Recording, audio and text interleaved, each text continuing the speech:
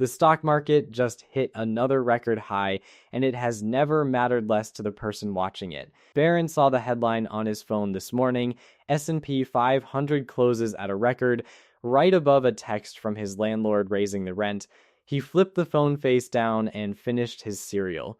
3 floors up, same building, Nikki saw the same headline. She didn't flip her phone over.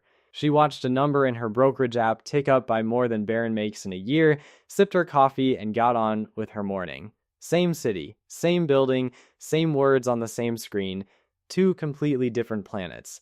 My name is Nick, and today we're answering the question quietly driving everyone insane. If the world is so obviously on fire, if everything costs more and nobody can buy a house, then why does the stock market keep throwing a party like nothing's wrong? This isn't a story about the market being wrong, it's about what that scoreboard is actually measuring, and why it was never measuring you. So here's the first thing you have to understand, and it's the thing almost nobody says out loud. The stock market is not the economy. I know you've heard that phrase before, tossed around by people on TV who then immediately fail to explain what it means, so let me actually explain it. Think of the stock market as a giant scoreboard hanging over a stadium. Your instinct, a completely reasonable instinct, is to assume that scoreboard is measuring how the whole crowd is doing. It isn't.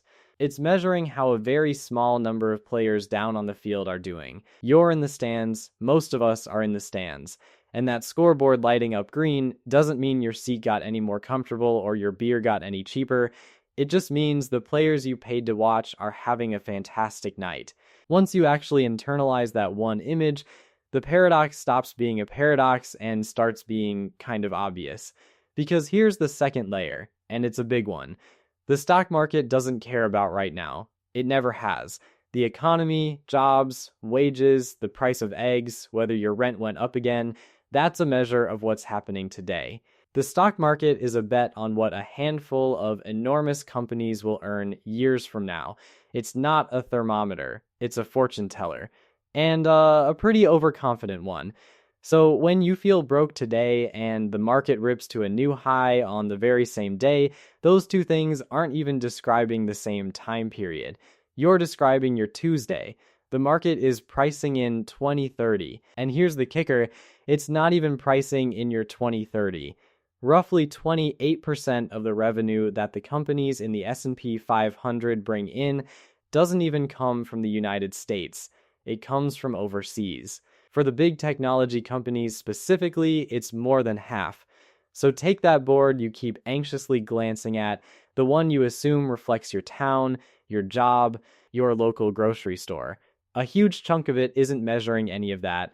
It's measuring how well Apple sells phones in Europe and how many chips get shipped to data centers on the other side of the planet. Your struggling Tuesday and a booming S&P 500 were never a contradiction. They were never even on the same map. And if you want proof that the market and your actual life can just wander off in totally different directions, look at history. In early 2020, during the worst of the pandemic, unemployment exploded to levels not seen since the Great Depression. People were genuinely terrified. And the stock market? It crashed for about a month, then turned around and sprinted to brand new record highs while millions of people were still out of work. Record highs and unemployment lines holding hands at the exact same time. It has happened before, and it'll happen again because the two things were never the same measurement. Now, if I told you the market's at a record high, you'd probably picture all 500 companies rising together, a rising tide lifting every boat. Yeah, that's not what's happening either. Let me show you where the party is actually being held, because it's a much smaller room than you think. There's a group of companies people have started calling the Magnificent Seven: Apple, Microsoft, Nvidia, Amazon, Alphabet, which is Google, Meta, which is Facebook, and Tesla. 7 companies out of 500. And right now, those 7 names alone make up around 32% of the entire index. Let that sit for a second. 7 names out of 500 are basically a third of the whole thing. Now widen it to the 10 biggest companies, and you're looking at over 40% of the index riding on just 10 stocks. The last time concentration was even close to this extreme was the dot-com bubble back in the year 2000, and we have now sailed well past that mark. So, what does that actually do to you? It means the S&P 500 is basically wearing a costume. It's dressed up as 500 diversified American companies, but underneath it behaves like about 10 enormous, very similar technology stocks holding hands. And in 2025, one single company, Nvidia, was responsible for roughly 15% of the entire index's gain for the whole year. One company out of 500 drove about a sixth of everybody's returns. Here's the part that should genuinely change how you look at your own account. Say you put $10,000 into a normal S&P 500 index fund, the exact thing every finance person, including me, tells you to buy. You think you just bought 500 companies, nicely spread out. What you actually did was put around $3,200 into just those 7 giants, and then sprinkled the remaining 6,800 across the other 493. And by the time you get down to the medium-sized companies in that index, you own, and I mean this literally, a few dollars of each. The 500th company gets pennies. Actual pennies. You didn't buy a diversified basket of 500 businesses. You bought 7 big bets wearing a trench coat with the word diversification scribbled on it. Okay, so the board measures the future, it measures global giants, and it's really measuring only about 10 of them. But we still haven't cracked the part that actually explains why Barron feels absolutely nothing and Nikki got richer just by reading a headline. This is the one that matters most, so stay with me here. Ask yourself a stupidly simple question. When the market hits a record high, who actually collects the money? Because a record high isn't free cash raining down on the whole country. I know the headlines make it sound like a piñata just burst open over America. It didn't. It's the value of stocks going up, which means it only helps you if you own the stocks in the first place. And here's the fact that quietly explains almost everything you're feeling. The wealthiest 1% of American households own about half of all the stock in the entire country. The top 1% alone own more stock than the bottom 90% of the country combined. Widen it out to the top 10% of households, and they own somewhere around 90% of all the stock that exists, which leaves the bottom half of the country, half of all the people, owning roughly 1% of the stock market between all of them. So when that headline screams record high and the anchor on TV sounds all excited about it, understand what's really happening. Those gains are landing almost entirely in accounts that already belong to people who were already wealthy. It's not that the party locks you out on purpose, it's that the party is happening inside houses you were never given the keys to. And before someone types, "But Nick, I have a 401k," yes, a lot of people own a little bit. But watch the gap between a little and a lot. The typical American with a retirement account has around $4,000 in it. That's the median, the person standing right in the middle, and it's the honest number, not the average that a few giant accounts drag way up. So when the market has a monster year and jumps 20%, that middle of the pack person gains, on paper, maybe $8,000 or $9,000. Real money, genuinely, but it doesn't buy a house and it doesn't fix a bad month. Meanwhile, a household sitting on $2 million in stocks gains $400,000 in the exact same 20% move. Same market, same day, same percentage. One person got a mildly nice number on a screen, the other person just out-earned a full decade of the first person's salary without lifting a single finger. That right there is Nikki and Barron. That was always Nikki and Barron. So now you might be thinking, okay, fine, the rich own most of it, but why does it keep going up, especially when things feel this bad? Shouldn't all the fear and the gloom make it fall? You'd think so, but the market has a couple of engines bolted onto it that shove it higher almost automatically, and once you see them, you genuinely can't unsee them. The first engine is you. Well, your paycheck. Every 2 weeks, tens of millions of people have money pulled automatically out of their paychecks and dumped straight into index funds inside their 401k. And that money buys stocks no matter what the price is. Nobody's checking whether the market's expensive, nobody's reading the news first and deciding to hold off.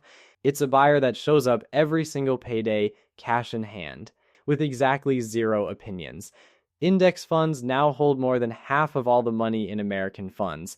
That is a mountain of automatic price blind buying that just never stops. It's like a Roomba that only knows how to buy stocks. The building could be actively on fire and it'd still be quietly bumping into the walls, buying more. And here's the quietly maddening part, that autopilot doesn't care that Barron is behind on his bills. It'll pull your $40 this Friday whether you thought about the market for even 1 second, same as it pulls Nikki's. The catch is that Nikki already has 100 times more riding on it. So the same rising tide lifts her yacht and Barron's dinghy by very, very different amounts. The second engine is companies buying back their own stock. In the last year alone, the companies in the S&P 500 spent over $1 trillion, a record, buying back their own shares. And when a company buys its own stock off the market, there are suddenly fewer slices of the pie left, so each remaining slice is worth a little more, and the price drifts up. It's a company voting for itself with its own wallet.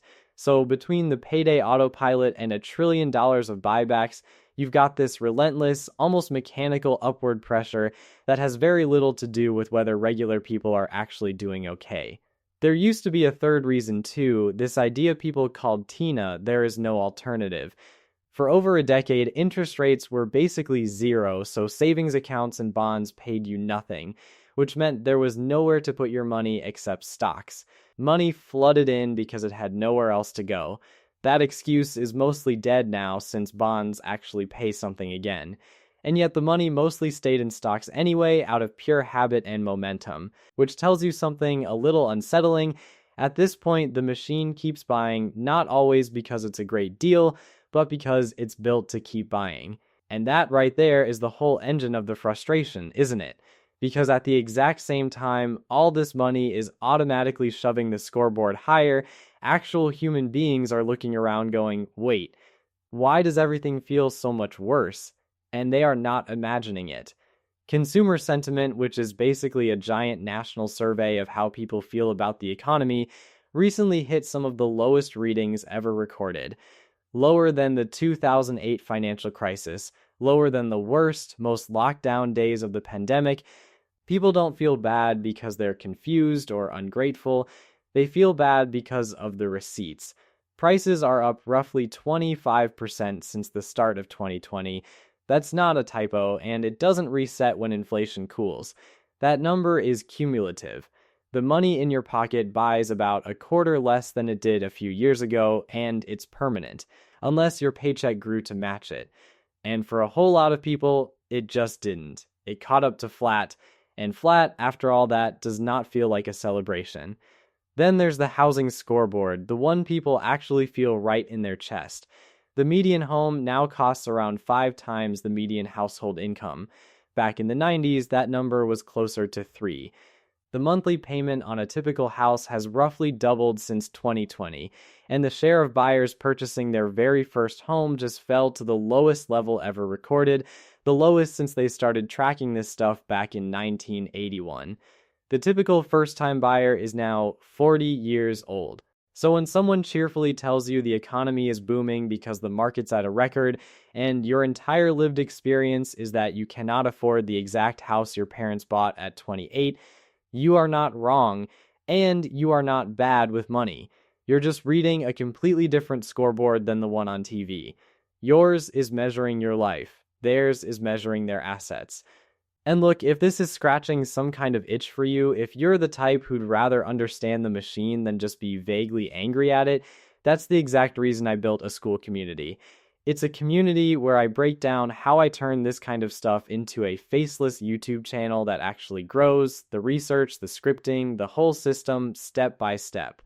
No gatekeeping and no upsell. If you've ever quietly thought about building something of your own from this kind of curiosity, the link's in the description. Come hang out. Alright, back to it, because I promised you both sides, and the honest version of this story genuinely has two. Now, everything I've said so far probably sounds like I'm winding up to scream it's a bubble, sell everything. run for the hills. I'm not. Because that would be lazy and it would be dishonest, and the real answer is actually more uncomfortable than a crash warning. The people paying these prices are, not idiots. So let me genuinely steelman them. The bull case is genuinely strong. These giant companies at the very top, they are not the empty hype stocks of the dot-com era.